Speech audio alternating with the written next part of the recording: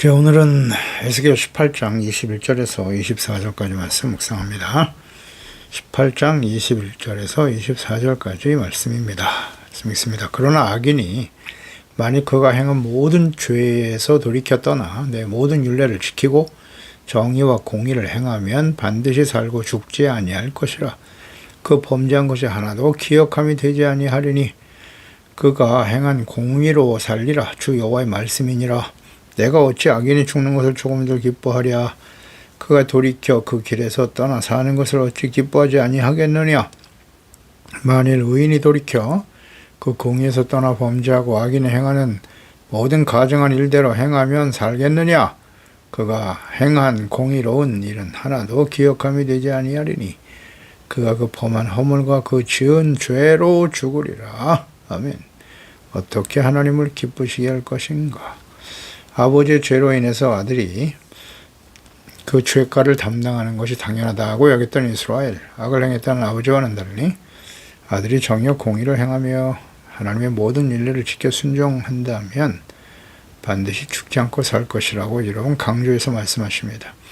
이 말씀은 하나님의 뜻입니다. 영원한 진리죠. 부모의 죄가 자녀들에게 나쁜 영향을 줄 수 있으나 자녀들이 부모의 죄악을 따르지 않고 정의와 공의를 행한다면 그 자녀들은 결코 하나님의 심판을 받지 않습니다.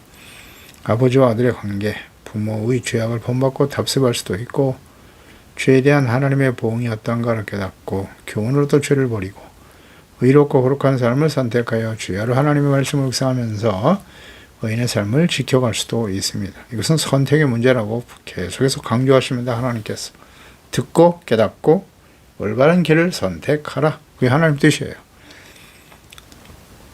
하나님의 말씀을 통해서 교훈을 얻어야 됩니다. 죄를 분별하고 버리고 의롭고 거룩하고 정직하고 진실된 주님의 말씀의 길을 선택해야 하는 것입니다.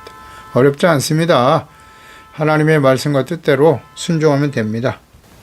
의인이 공의와 악인이 죄악에 대해서 각자의 선택과 삶에 대해 하나님께서 행한 대로 갚아주십니다.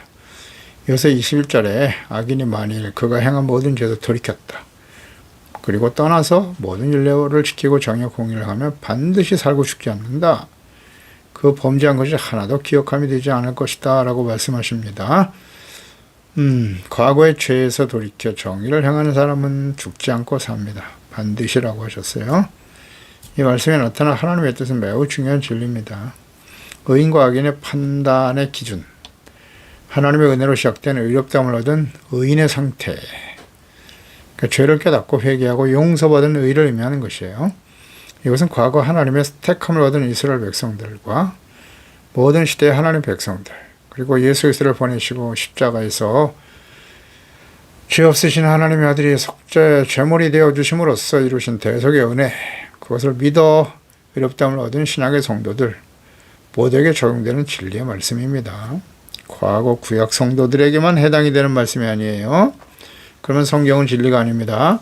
분명한 진리는 과거의 은혜로 용서받아 의롭다함을 얻었고 의인이 되었으나 하나님의 말씀, 율례, 법을 어기고 불순종하며 회개하지 않는 악인이라면 과거가 아닌 현재 상태로 판단하시는 거예요.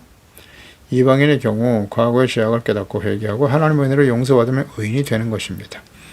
진심으로 회개한 과거의 죄를 기억하지 않으십니다. 하나님께서는. 중심을 다 보고 계시니까요. 이는 과거의 삶을 회개하고 의인이 되는 회심의 순간이기도 하지만 은혜로 구원받고 의인이 된 이후의 모든 삶의 여정에도 그대로 적용이 되는 것입니다. 우리가 의롭다함을 얻었습니다마는 예수 그리스도의 은혜로 의롭다함을 얻었지만 그 이후에 어떻습니까? 끊임없이 범죄하며 살아갑니다. 이 약하고 패역한 세대 속에서 살아가면서 범죄하며 살아요. 하나님의 말씀을 알면서도 악을 행합니다. 그리고 스스로 합리화시키고. 이것이 하나님의 자녀들의 모습 아닌가요? 아니라고요? 완벽한 의인으로 살았습니까? 아닙니다. 너무나 많은 죄를 범하며 살아왔습니다. 다만 그 말씀 앞에서 죄를 깨닫고 회개하고 돌이킬 때 하나님께서 용서해 주시고 그리고 주의 말씀을 따라 살아가기 위해서 늘 기도하고 성령의 인도하심을 따르는 경건의 삶을 계속해 갈 때 하나님께서는 그 죄를 기억지 않으시고 용서해 주신다는 거죠. 이것은 모든 삶에 그대로 적용이 되는 겁니다. 과거에 잘못된 죄를 회개하고 지금 바르게 주님의 길을 말씀을 따르고 있다면 하나님이 용서해 주시고 기억지 않으신다는 거죠. 이게 얼마나 큰 은혜입니까? 우리가 예수 그리스도를 믿고 구원받아 하나님의 자녀가 되는 것도 놀라운 은혜입니다만은 그 이후에 하나님을 알고 말씀을 알면서도 악을 행하며 살아왔던 우리의 죄악에 대해서 깨우쳐 주시고 회개하고 용서하고 기억지 아니하시는 이 얼마나 큰 은혜인지 몰라요. 훨씬 더 큰 은혜라고 생각합니다. 그전에는 몰라서 악을 행했으나 지금은 하나님의 자녀로서 하나님의 말씀을 알면서도 범죄하잖아요. 정말 부끄럽죠. 하나님 앞에 고개를 들 수가 없습니다. 너 진심으로 깨닫고 회개하고 돌이킬 때 그 모든 죄를 기억지 아니하신다. 얼마나 감사합니까? 과거의 죄악에서 돌이켜 떠난다는 게 회개입니다. 자신이 현재 죄악된 길을 가고 있음을 깨닫고 그 길을 버리고 떠나는 거예요. 이것이 진정한 회개의 의미입니다. 근데 죄악된 길임을 알면서도 죄인의 길에 서서 오만한 자들과 함께 살아가면서 그 길을 떠나지 않고 계속 잘못했다고 고백하고 기도하는 것은 회개가 아닙니다. 돌이켜야 돼요. 우리가 예수 그리스도를 믿고 구원받는 것도 마찬가지입니다. 가서 회개의 의식을 치르고 하나님 앞에 회개합니다라고 고백하면서도 여전히 죄악된 길에 살아가고 있다? 그것은 구원받는 게 아닙니다. 하나님의 은혜를 받은 게 아니에요. 마가복음 1장 15절이죠. 이르시되 때가 찼고 하나님의 나라가 가까웠으니 회개하고 복음을 믿으라. 회개하지 않으면 구원받을 수 없어요. 회개입니다. 자기의 욕망을 따라 살아왔던 부끄러운 죄악된 삶을 깨닫고 버리고 돌이켜서 예수 그리스도의 십자가의 대속의 은혜를 믿음으로 말미암아 우리의 의롭다함을 얻고 구원받아 하나님의 자녀가 되는 것입니다. 진정한 회개, 그 회개의 의미를 잘 묵상하셔야 합니다. 회개하고 십자가의 복음을 믿을 때 우리는 심판은 죄와 사망의 심판에서 구원을 받게 되는 것이고 하나님의 자녀가 됩니다. 그러니까 회개하는 순간 이전의 모든 죄를 하나님이 다 용서해 주시고 다시는 기억지 아니하신다. 얼마나 큰 은혜입니까? 이게 바로 칭의입니다. 이신칭의 믿음으로 말미암아 의롭다고 여겨주시는 거예요. 22절에 그 범죄한 것이 하나도 기억함이 되지 않는다. 놀라운 은혜입니다. 하나님께서는 선지자들을 통해서 여러 번 이 말씀을 강조하셨어요. 이사야 43장 25절에도 곧 나는 나를 위하여 내 허물을 도말하는 자니 하나님이 하신 말씀입니다. 너의 죄를 기억지 아니하리라. 하나님은 허물을 도말하시는 자래요. 기억지 않겠다고 강조하십니다. 진심으로 회개하고 죄악된 길에서 떠나 회개하는 자의 죄를 다시는 기억지 않으신다. 얼마나 감사한 일입니까 이게. 우리의 이전의 죄는 말할 것도 없고 구원받은 이후에 지은 죄가 더 심각하죠 사실은. 그런데 하나님께서 우리가 진심으로 회개하고 돌이킨 과거의 그 부끄러운 죄를 다 용서해 주시고 기억지 않으신다니 너무너무 감사한 일입니다. 정말. 너무나 큰 은혜입니다. 지금도 생각하면 부끄러워서 고개를 못 들지 않습니까? 어째 하나님의 자녀로 이런 악한 죄를 범하고 그것도 뻔뻔하게 말입니다. 정말 부끄럽습니다. 그런데 그런 죄를 하나님께서 다 용서해 주시고 기억지 않으신다. 감사할 일입니다. 이것은 종교적인 행위나 의식을 통해서 이루어지는 것이 아닙니다. 단순히 교회에 등록하여 교인이 되거나 혹은 물세례를 받고 새신자 교육을 받은 것을 의미하는 것은 아니에요. 이 회개라는 것이. 이러한 과정이 필요하기도 하지만 그것이 곧 참된 회개를 의미하는 것은 아니다. 진정한 회개는 하나님의 성령을 보내주심으로 가능해집니다. 그렇지 않습니까? 하나님께서 예수 그리스도를 보내시고 그에게 임하게 하실 성령.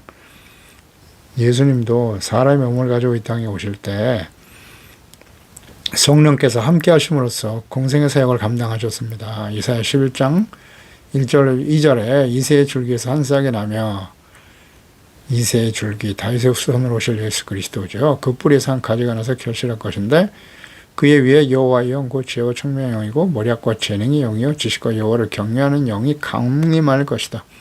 이 말씀이 예수님께서 요단강에서 세례 받으실 때 하나님의 영이 임하심으로 온전히 이루어졌죠. 하나님의 아들 성육신하여 보내심을 받고 그리스도에게 함께 임하게 하실 성령은 지혜, 총명, 머리학, 재능, 지식과 하나님을 경외하는 진리의 영이시죠. 예수님께서 성령님과 함께 사역하셨고 십자가의 죽음으로 구원을 완성하시고 부활 승천하실 것을 아시고 마지막 부활 승천하시는 순간에 약속하시고 명령하신 말씀이 있습니다. 먼저 약속, 요한복음 14장 16절이야죠. 내가 아버지께 구하겠으니 그가 또 다른 보혜사를 너에게 주사 영원토록 너희와 함께 있게 하시리니 그는 진리의 영이다. 세상은 그를 영입받지 못하겠지만 그러나 너희는 그를 안다. 그는 너희와 함께 거하심이고 너희 속에 계시겠음이라. 보혜사 곧 아버지께서 내 이름으로 보내신 성령 그가 너희에게 모든 것을 가르치시고 내가 너희에게 말한 모든 것을 생각나게 하리라. 아멘입니다. 성령이 오시면 예수 그리스도 하나님을 알고 가르쳐 주신 모든 말씀을 생각나게 하시고 가르쳐 주시고 깨우쳐 주시고 실천하게 하시는 분이죠. 그리고 약속이었고요. 보혜사 성령에 대한 약속, 부활 승천하시기 직전에 남기신 명령, 사도행전 1장 4절이야죠. 사도와 함께 모이사 그들에게 분부하여 이르시되 예루살렘을 떠나지 말고 내게서 들은 바 아버지께서 약속하신 것을 기다려라. 요한은 물로 세례를 베풀었지만 너희는 몇 날에 못 되어 성령으로 세례를 받으리라. 오직 성령이 임하시면 너에게 임하시면 너의 권능을 받고 예루살렘 온 유다와 사마리아 땅 끝까지 이르러 내 증인이 되리라. 아멘. 이 말씀을 하시고 하나님께로 가셨어요. 이 말씀대로 제자들은 모여서 마가의 다락방에 모여 저녁 기도에 힘쓸 때 약속하신 성령이 임하시죠. 그래서 이제 능력 있는 예수님의 증인으로 제자들이 사도가 되어 목숨 걸고 순교하며 주님의 복음을 전했던 것입니다. 그러니까 하나님의 영, 지혜, 총명, 그리스도의 영이신 성령께서 임하실 때에 이 어두운 죄악 가운데 살았던 우리의 마음속에 하나님의 진리, 생명의 빛이 비춰지는 거예요. 그때 비로소 자신이 얼마나 심각한 죄인임을 깨닫게 되는 거고요. 진심으로 회개할 수 있습니다. 성령이 임하셔야 돼요. 예수 그리스도를 영접하고 성령이 임하실 때 비로소 알게 돼요. 예수님의 제자들이 예수님의 십자가에 못 박히셨을 때 다 도망치신 거 알죠? 성령이 임하시기 이전과 이후를 잘 묵상해 보시면 알아요. 어떤 변화가 일어났는지. 그러니까 비로소 자신들이 얼마나 심각한 죄인인지를 깨닫게 되는 거예요. 성령이 임하면. 그리고 진심으로 회개할 수 있어요. 이것을 우리는 회심이라고 하죠. 거듭남이라고도 하고요. 이것은 종교적인 의식이나 입술의 고백, 뉘우침과는 다른 차원입니다.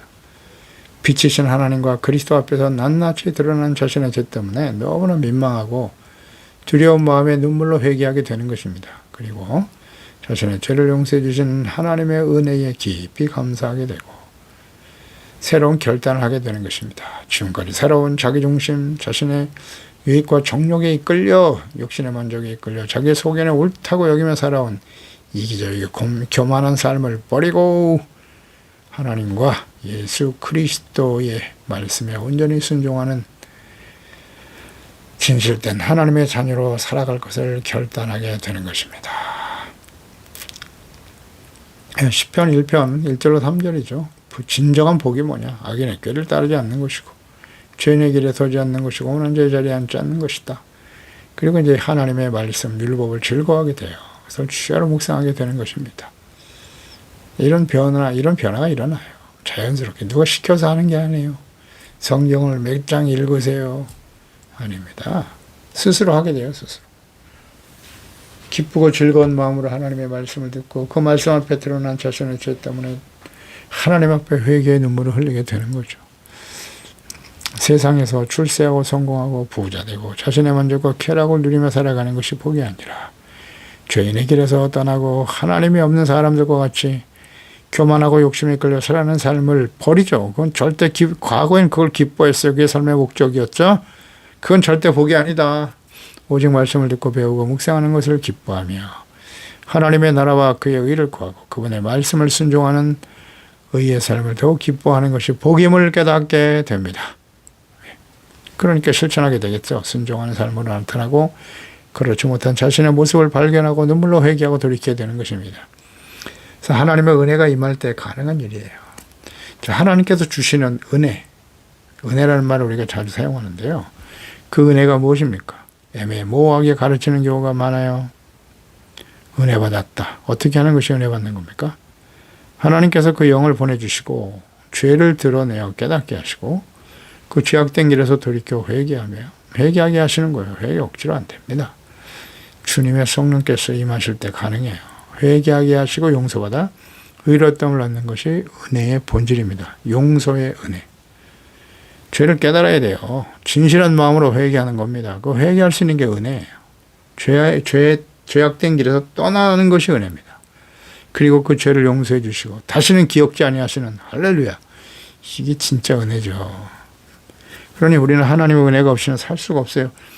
과거에 우리가 예수 그리스도를 믿고 구원받아 죄사함 받고 의롭다함으로도 하나님의 자녀가 되는 것도 은혜고 그 이후에 하나님의 말씀을 따라 의롭고 거룩하고 진실된 삶을 살아가는 것도 은혜고 그런지 못한 자신의 모습 때문에 애통하며 눈물을 흘리는 것이 하나님의 은혜고 용서받고 의롭다함을 얻는 것 또한 주님의 은혜가 아니겠습니까? 매일매일 은혜로 사는 겁니다. 그 은혜의 본질을 바르게 이해하고 있어야 됩니다. 하나님은 겸손한 자에게 은혜를 주세요. 교만한 자는 대적하십니다. 겸손한 자 어떤 사람? 네. 자, 하나님과 한 말씀 앞에서 자신의 죄를 깨닫고 진실로 회개하고 돌이킬 수 있는 사람이 겸손한 사람이에요. 그럴 때 어떤 은혜가 임한다고요?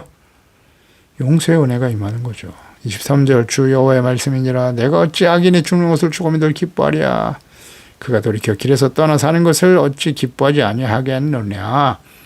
하나님께서는 악인이 회개하고 돌이켜 하나님을 사랑하고 모든 계명과 율례를 지켜 순종하는 의인으로 살아가는 것을 기뻐하시는 겁니다. 악인으로 살다가 죄로 인해 심판을 받아 사망에 처하는 것 결코 기뻐하지 않으시죠. 죄악된 길에서 떠나 회개하면 용서해 주시는 이것을 기뻐하시는 하나님이십니다. 그렇기 때문에 그 오랜 시간 동안 하나님께서는 악을 행하고 돌이키지 않는 하나님의 언약의 백성들을 위해서 끊임없이 부지런히 선지자들을 보내신 겁니다. 그대로 가면 하나님의 공의의 심판으로 멸망의 길을 갈 수밖에 없으니 제발 이 말씀을 듣고 회개하고 돌이켜 하나님께 나와 용서를 받으라고 간절히 외치고 계시는 거예요. 이 말씀을 들어야 되는데요. 그런데 어때요? 우리 성경을 통해서 교훈을 얻어야 될 거 아니에요. 하나님의 자녀 언약의 백성 이스라엘 북이스라엘은 19대 호세아 왕까지 여로보암으로 금송아지로 시작해서 19대 호세아 왕까지 한 사람도 하나님 믿지 않았어요. 계속 우상 숭배하다 결국 아수르에서 망했고 그들이 멸망하는 것을 직접 목도했던 유다 역시 또 그 길을 갑니다. 참 안타깝죠. 참담합니다. 정말 하나님의 마음이 어찌 하나님의 백성들이 이렇게 완악하게 말씀을 듣지 않는가. 돌아오지 않아요. 돌아오면 용서해 주겠다고 보낸 거 아닙니까? 선지자들을. 하나님의 백성들에게 재앙을 내리고 그들이 죄 때문에 죽는 걸 기뻐하시겠습니까? 절대 그렇지 않다는 거잖아요. 그들이 돌아와 회개하고 용서받고 의롭다 없는 것을 기뻐하시는 겁니다. 자, 다시 한번 묵상해 보세요. 어떻게 하는 것이 하나님을 기쁘시게 하는 일일까요? 우린 종교적인 행위만을 생각하기가 쉬워요. 어떻게 하는 게 하나님을 기쁘시게 하는 건가? 매일 새벽 기도하고 기도 많이 하고 예배 많이 드리고 하나님의 축복을 받아 세상에도 출세하고 부자가 돼요. 11조 헌금 많이 하고 열심히 봉사하는 것이 하나님을 기쁘시게 하는 것이다 라고 생각하죠. 목사들이 또 이렇게 가르칩니다. 물론 이런 행위들은 하나님께 대한 사랑이 동기가 되어질 때 하나님을 사랑하는 마음으로 되어질 때 하나님께서 기뻐하십니다. 그런데 이것으로 인해서 하나님이 그 행위 자체가 하나님을 기쁘시게 하는 건가? 그렇지는 않다는 거죠. 하나님을 기뻐하는 것은 그 중심에 잘 보세요. 사랑이 동기가 되어질 때 하나님 기뻐하신단 말이에요. 그러면 하나님을 사랑하는 것이란 무엇인가요? 대답하실 수 있어야 돼요. 어떻게 하는 것이 하나님을 사랑하는 거예요? 종교적인 열심만 있으면 그게 하나님 사랑하는 걸까요? 이에 대한 분명한 이해가 있어야 됩니다. 이건 매우 중요한 진리입니다. 사랑에 대한 본질을 가르쳐 주지 않습니다. 잘. 어떻게 하는 것이 하나님의 사랑하는 것인가? 성경 전체가 말씀해 주고 있습니다면은 중요한 말씀들을 찾아서 요약해보죠. 신명기 10장 12절 13절 이스라엘아 내 하나님 여호와께서 내게 요구하시는 것이 무엇이냐? 하나님의 백성들에게 하나님이 요구하시는 게 뭐냐? 뜻이 뭐냐고요? 소망이 무엇이냐고요? 내 하나님 여호와를 경외하는 거라고. 하나님을 경외하는 것이란 무엇입니까? 그의 모든 도를 행하고 그를 사랑하여, 사랑이 동기가 되고 마음을 다하고 뜻을 다하여 내 하나님 여호와를 섬기고, 내가 오늘 너의 행복을 위하여 너에게 명하는 여호와의 명령과 규례를 지킬 것이 아니냐? 아멘. 요구하시는 게 뭐냐고 분명히 말씀하셨어요. 하나님을 경외하는 거라고. 그건 뭐냐면 하나님을 사랑하는 것이고 마음과 뜻과 성품을 다해서 여호와의 명령과 규례를 지키는 것이다. 아멘. 예수님의 말씀으로 돌아가 보죠. 요한복음 14장 21절에 나의 계명을 지키는 자라 나를 사랑하는 자니 나를 사랑하는 자는 내 아버지께 사랑을 받을 것이요 나도 그를 사랑하여 그에게 나를 나타내리라. 아멘. 예수께서 하신 말씀이에요. 나의 계명을 지키는 자라 나를 사랑하는 거라고. 요한일서 5장 3절에도 하나님을 사랑하는 것은 이것이니 우리가 그의 계명을 지키는 것이다. 아주 분명하잖아요. 그의 계명들은 무거운 것이 아니라고. 요한일서 1장 6절 또 사랑은 이것이니 우리가 그의 계명을 따라 행하는 것이고 계명은 이것이니 너희가 처음부터 들은 바와 같이 그 가운데서 행하라 하심이라. 아멘. 우리가 지켜야 될 계명, 구약시대에 하나님께서 시내산에서 모세를 통해서 주셨던 율법들 10계명으로 요약하셨죠. 하나님 사랑, 이웃 사랑입니다. 이 계명을 예수님께서는 세 계명으로 요약하셨어요. 요한복음 13장 34절 35절. 새 계명을 너에게 준다. 서로 사랑하라. 간단하게 요약하셨잖아요. 내가 너희를 사랑한 것 같이 너희도 서로 사랑하라. 너희가 서로 사랑하면 조건적. 이로써 모든 사람이 너희가 내 제자인 줄을 알게 될 것이다. 아멘. 서로 사랑할 때 모든 사람들이, 불신자들이, 세상에 하나님을 알지 못하는 사람들이 예수님을 따르는 하나님의 자녀들이 예수님의 제자인 줄 알게 될 거라고 말씀하잖아요. 서로 사랑하면 간단하잖아요. 서로 사랑해야 될 대상이 누구예요? 먼저 가족이죠. 남편과 아내 간에, 형제 간에, 부모 자식지 간에, 교회 안에 성도들 간에, 지체들 간에, 교회와 교회가 서로 사랑하면 이웃을 사랑해야죠. 그리고 어려우니 소외된 이웃들을 사랑하면 예수님의 제자로 인정될 것이다, 증거될 것이라는 거 아니에요? 예수님의 증인이 된다는 뜻이잖아요. 너희가 내 제자인 줄 알게 될 것이다. 그래서 크고 화려한 교회 짓고 부자가 되고 권력의 중심에 서고 수많은 사람들이 교회에 모이면 그들이 예수님의 제자인 줄 알까요? 사람들이요?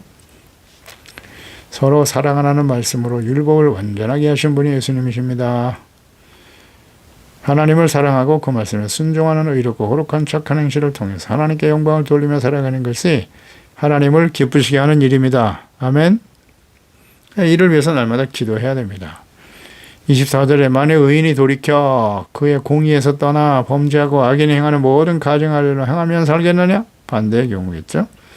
만일 의인이 돌이켜 범죄하고 의인이었는데 돌이켜서 죄악된 길을 간다는 거죠. 모든 가증한 악을 행하면 과거의 공의로운 일이 하나도 기억되지 아니하리라. 아멘. 하나님이 하신 말씀이에요. 그가 범한 허물과 죄로 지은 죄로 인해서 그는 죽을 것이다. 이렇게 단호하고 분명한 말씀이 어디 있습니까? 말씀을 깊이 묵상해 보세요. 그렇게 어려운 말씀 아닙니다. 하지만 매우 중요합니다. 회개하는 것을 하나님 기뻐하십니다. 회개하는 사람의 과거의 죄악을 기억지 않으신대요. 할렐루야. 얼마나 감사한 일입니까? 이거. 현재 가증한 악을 행하는 자들의 과거에 또 의로운 행동도 기억지 않으신대요. 회개하는 자의 지나온 죄를 기억지 아니하시는 것처럼 의인이었지만 지금은 죄악된 길을 가고 돌이키지 않는다. 그런 과거의 의로운 행동을 하나님이 기억지 않으신다는 겁니다. 그러니까 이 말씀은 과거보다는 현재가 중요하다. 현재가 중요합니다. 의롭다함을 얻은 이스라엘의 역사를 한번 묵상해 보십시오. 왜 하나님의 언약의 백성 이스라엘, 주의 백성들이 이방인들에게 짓밟혀 멸망의 길을 가게 되었습니까? 하나님의 아들 예수는 십자가에 못 박고 2000년 동안 나라가 없이 난민으로 흩어져 살아가게 되었는지를 생각해 보세요. 그리고 오늘 우리의 모습을 성찰해 보아야 합니다. 예수 그리스도를 믿고 의인이 되었다고 하면서 온갖 불의와 악을 행하고 육신의 정욕에 이끌려 살아가고 있으면서도 마음에 온갖 더러운 우상과 지약이 가득하죠. 우상이 뭐라고요? 인본주의. 하나님보다 자기 자신의 생각과 능력을 앞세우는 거죠. 하나님보다 재물을 주인으로 섬기죠. 재물, 경제, 돈이 이것이 오늘날 모든 이 시대의 모든 사람들의 화두예요. 거기에 관심이 집중돼 있죠.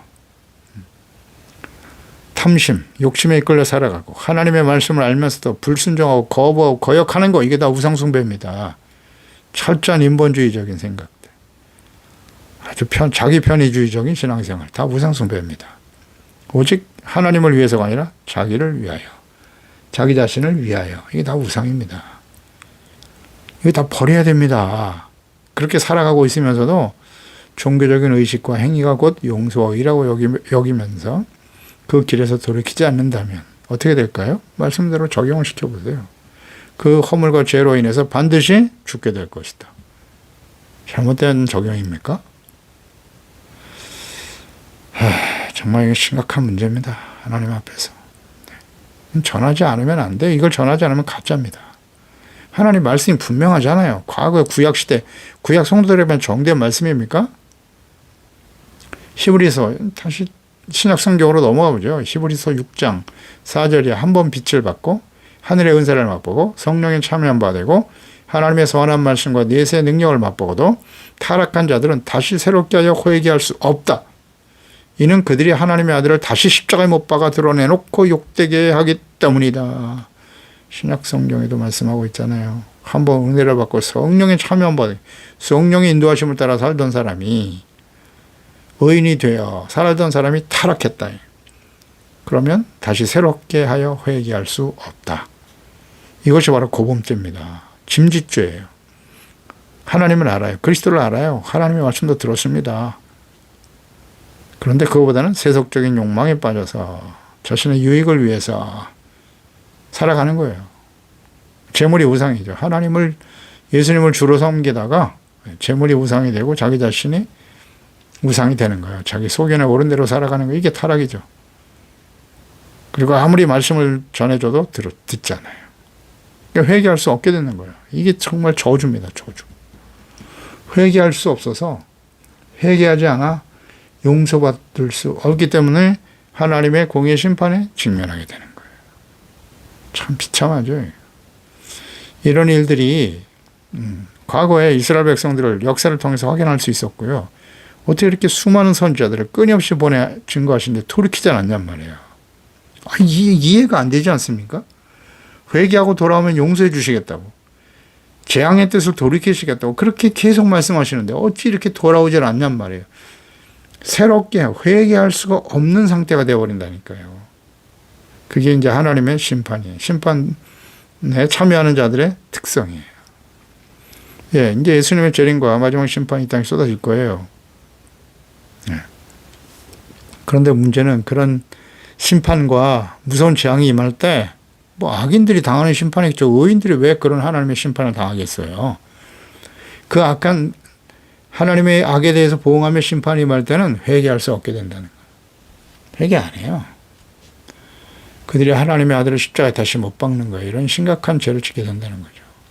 그래서 히브리서 10장 26절 27절에도 보면 우리가 진리를 아는 지식을 받은 후 짐짓죄를 범한 적이 짐짓죄예요. 다시 속지 않은 죄가 없고 오직 무서운 마음으로 심판을 기다리는 것과 대적하는 자를 태울 맹렬한 불만이 있으리라. 아멘. 짐짓죄, 고범죄 특성이 뭐라고요? 심판이 임한다고요. 회개할 수 없다는 거예요. 그러니까 회개하지 않기 때문에 속지 않은 죄가 없는 거예요. 회개하면 용서받을 수 있어요. 그러니 우리 마음이 더 완악하고 굳어지기 전에 이런 하나님의 책망의 말씀을 듣고 회개하고 돌이킬 수 있는 자들이 복이 있도다. 기도하겠습니다. 하나님 아버지, 오늘도 주의 말씀을 묵상하면서 하나님의 언약의 백성들이 자신들의 죄악에 대해서 하나님이 공의로 심판하실 것이다 라는 말씀에 대해서 진실한 마음으로 회개하고 돌이키지 못한다는 것, 이것이 얼마나 큰 비극입니까? 하나님의 입장에서는 너무 가슴 아픈 일이죠. 우리가 하나님에 대해 잘못 이해하고 있는 부분들이 있습니다. 우리가 예수 그리스도를 믿고 의롭다함으로도 하나님의 자녀가 되었다고 해서 모든 불의와 악을 행해도 하나님께서는 다 용서해 주시고 천국으로 데려가신다. 그렇지 않다고 하시잖아요.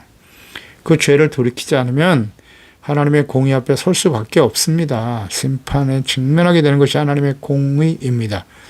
그러나 악한 죄인이라도 진실한 마음으로 회개하고 하나님의 말씀을 따라 의와 거룩함과 진실함으로 예수 그리스도와 함께 십자가를 지고 주님의 길을 따르는 거룩한 하나님의 자녀로 살아간다면 그 이전의 죄는 다 기억지 아니하시고 반드시 살겠다고 말씀하지 않습니까? 예수님께서 산자와 죽은 자를 심판하러 오시겠다고 말씀하셨어요. 살아있는 자와 죽은 자는 어떤 사람입니까?